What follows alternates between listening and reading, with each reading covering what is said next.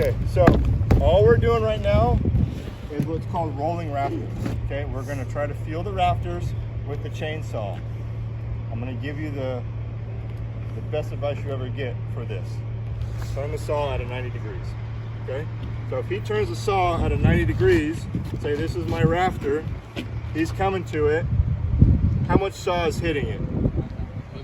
A lot. Well, this is small, but just imagine it's a 4-inch piece, right? A big chunk of it, right? To where if he's not at 90 degrees, he's at a 45, now he hits it, how much is hitting it? A lot. A little. Just a little bit's hitting it, so you're not really gonna feel it, okay? Which could be dangerous because you could cut right through it.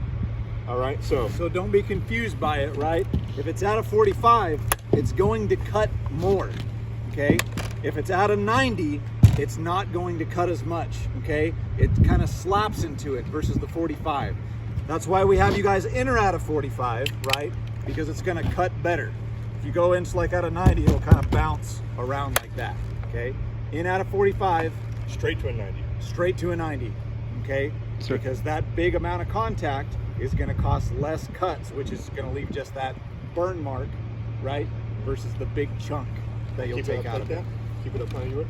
And so the depth that we want is about 4 inches, okay? So for some of you that said the bar was a foot, 4 inches is like this for you guys. Just kidding. So about 4 inches, okay? Obviously you guys are gonna go deeper because you're new at this.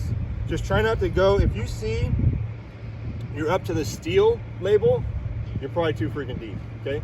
So just pull it out a little bit, kind of get on the bottom fourth of the bar, and we'll try to stop you and yell at you, like pull it out a little bit.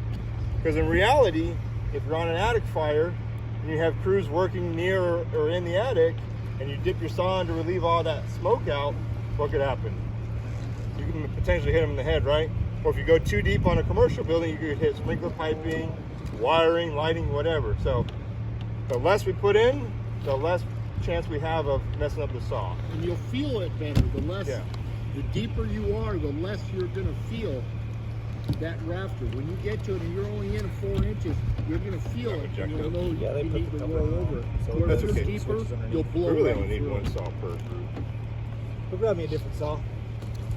Somebody needs to take the cover off this because the switch is underneath the cover.